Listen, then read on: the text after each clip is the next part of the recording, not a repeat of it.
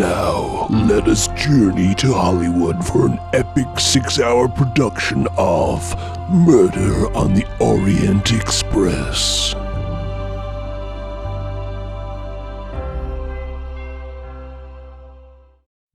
Hello.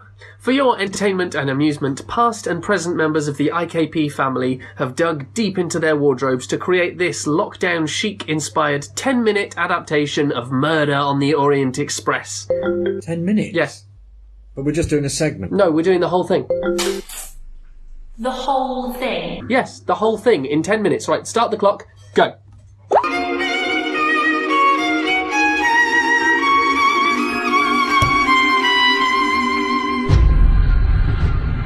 Monsieur Poirot, welcome to the Catalian Hotel.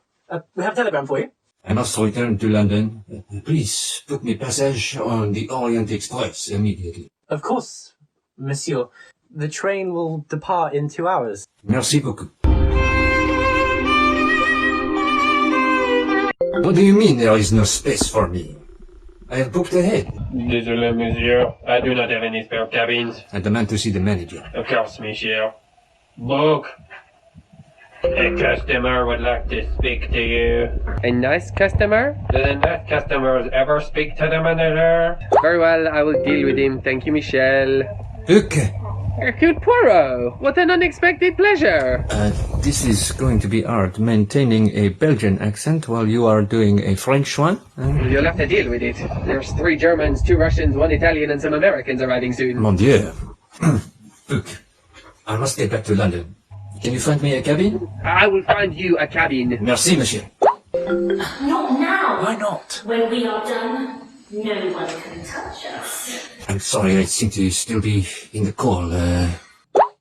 Monsieur Poirot, you will be in my cabin. Thank you very much. Hurry, onto the train. We will be departing shortly.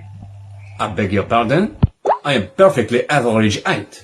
Monsieur Poirot, Yes? the name's Ratchet. I require your service. Has a crime been committed? Not yet, but I fear there may be. You see, I believe somebody is going to kill me. I see, and what gives you this impression? They sent me a note that said they're going to kill me. It appears they intend to kill you. Will you offer me your services to keep me alive until we reach Calais? I regret I must decline. Why? I am a murder detective. I solve murders. If I stop someone murdering you, I am putting myself out of business. Excusez-moi, monsieur. I must polish my mustaches before bed.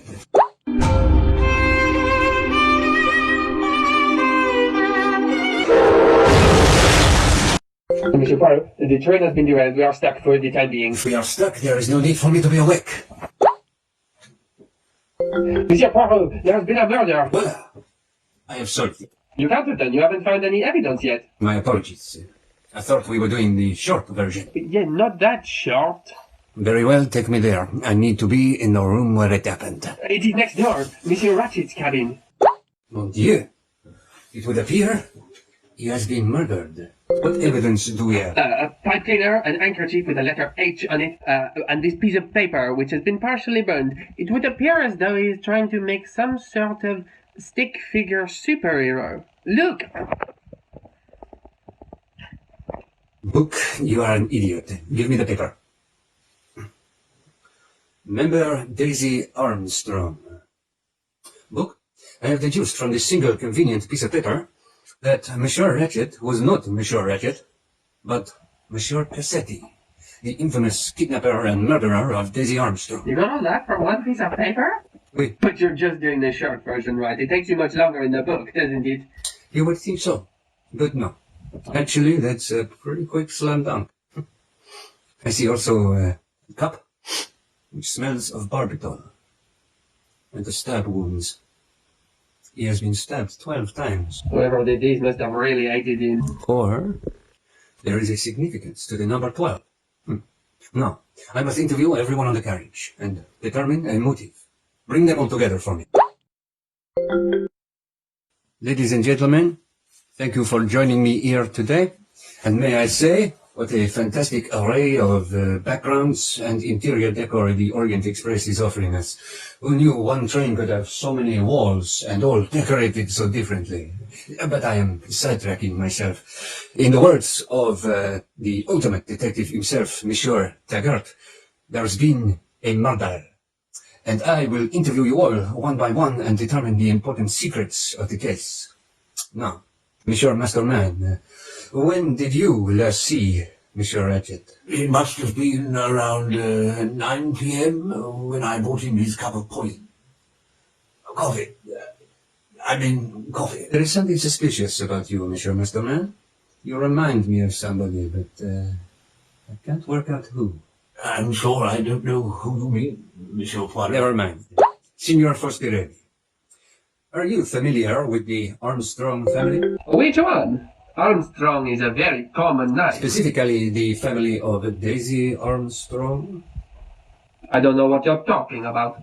I believe you were the chauffeur for the Armstrong family, Signor Foscarelli, around the time that little Daisy Armstrong was abducted. So what if I did? There's no crime in honest work. No, but there has been a murder, and I intend to sniff it up. Very definite. Monsieur Poirot? What is your connection to Colonel Arbuthnot? We have no connection.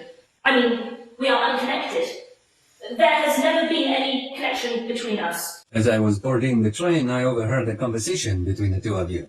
When we are done, no one can touch us? The truth is, Monsieur Poirot, he is in love with me. We are in love with each other, darling. But I cannot abide the thought of being in a relationship. On a train, on the continent. It seems like something for a Jackie Collins novel. Very well. Colonel Arbuthnot, did you know Captain Armstrong? Us? No. Maybe. I will take that as a yes. You are not anywhere near as discreet as you think you are. Princess Dragomirov, you are, I believe, a great friend of the actress Linda Arden. So what? Linda Arden, who is the mother of Sonia Armstrong, who is the mother of little Daisy Armstrong. Maybe I am, maybe I am not. Who knows? Poirot knows. Poirot knows all. Oh, well, there is no point in hiding it. I was Sonia Armstrong's godmother. But I was with the owner having methods from Fräulein Schmidt. I could not have killed him. Is this true, Fräulein Schmidt? Yeah. Count and Countess Androny. Leave my wife out of this. She's not well. I'm sick. You take barbital regularly. Almost constantly. And here we look at your passport. Your maiden name is Goldberg. And I begin to wonder if an actress who is looking to hide her Jewish ancestry to progress her career might change her name to, say, Arden. Well, that is a huge logical jump you've just made. And yet I land on my feet. You are the daughter of Linda Arden, the sister of Sonia Armstrong, and the aunt of Daisy Armstrong. How the did you manage to work that out? Because I am Hercule Poirot. And now I will speak with Mrs. Hubbard. You are Linda Arden. But you've only just met me. Look at the timer. I have to solve this case right now. You've not questioned me yet. Or me. And you've not found out that I'm the father of the woman he loved and who his father drove to suicide. But now I have found that out. And I have cracked this case open like an elf on Sunday morning. Buckle in. This is going to be a bumpy ride. Monsieur Cassetti. Me? Go away, you're dead. Oh. Monsieur Cassetti, the man who kidnapped Daisy Armstrong and held her for ransom before killing her anyway, boarded this train in fear of his life. He asked me for my protection, but I refused, because I love a good murder mystery. You all boarded the train separately. Mrs. Hubbard, who is actually Linda Arden, the grandmother of Daisy Armstrong, Princess Dragomirov, Fräulein Schmidt, who is also here, Colonel Arbuthnot, close friend to Captain Armstrong, Daisy's father, Cyrus Armand, Monsieur Michel, Hector McQueen, who are all tied to this case in horrifically tenuous ways, Signor Foscarelli, who was the chauffeur to the Armstrong family, the Androny, Monsieur Mascoman, who has something to do with the Armstrongs, and Gretel Olson, who we completely forgot to talk to, of course, Mary Debenham, who is our governess. What an amazing coincidence that everybody on board this train should be connected to the Armstrong family in some way. There are two possible solutions to this case. Number one, that in the middle of the night, in the middle of nowhere, a random man somehow got onto a train during a blizzard in a lightning storm and took nothing, stole nothing, did nothing other than murder a man by inconsistently stabbing him 12 times with 12 varying amounts of strength, and then somehow got off of the train without leaving a single footprint. Or, number two, that each and every one of you came together to exact revenge upon Mr. Cassetti, the man who took your beloved Daisy away from you. 12 murderers, each one of you taking in turns to stab Mr. Cassetti and then covering for each other. But what none of you could have expected was the presence of the great Hercule Poirot, the detective mastermind. One great brain above all your 12 tiny little brains. And I have solved it. But herein lies the rub. Have the scales of justice now be balanced? A life for a life, but the courts did not evenly exact justice. Would bringing you to task for this murder now needlessly shatter 12 lives that now have peace? What will the great detective do? Will his conscience win out over his heart? How will we know? Read the book.